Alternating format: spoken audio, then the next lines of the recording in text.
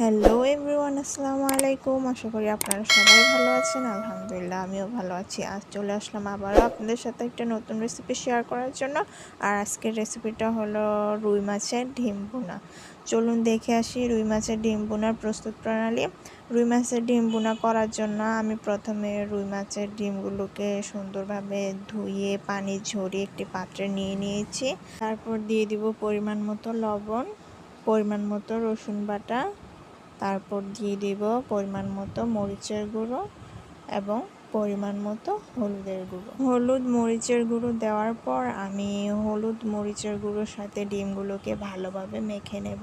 চুলায় একটি কড়িয়া বসিয়ে দিয়েছি, তারপর দিয়ে দিয়েছি পরিমাণ মতো তেল, তারপর আমি ডিমগুলোকে দিয়ে দিয়েছি। এখন আমি ডিমগুলোকে ভালোভাবে ভেজে নেব। ডিমগুলো ভাজা হয়ে গেছে, এখন আমি ডিমগুলোকে অন্য একটি বাটিতে তুলে নেব।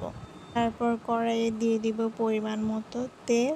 তেল গরম হয়ে যাওয়ার পর আমি দিয়ে দেব পরিমাণ মতো পেঁয়াজ কুচি। পেঁয়াজ কুচিটাকে আমি একটু ভালোভাবে ভেজে নেব।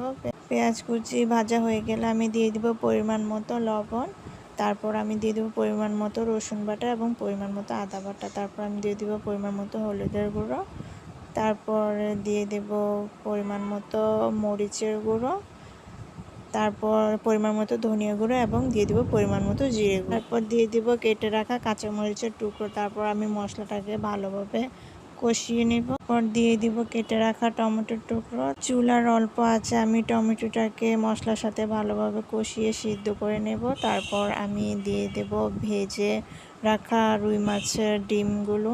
মশলাগুলোর সাথে আমি রুই মাছের ডিমগুলোকে ভালোভাবে মিশিয়ে নেব। তৈরি হয়ে গেল আমাদের রুই মাছের ডিম ভুনা। আপনারা অবশ্যই বাসায় রেসিপিটা ট্রাই করবেন। আর ভিডিওটা ভালো লাগলে লাইক দিয়ে চ্যানেলটাকে সাবস্ক্রাইব করে নেবেন। ধন্যবাদ।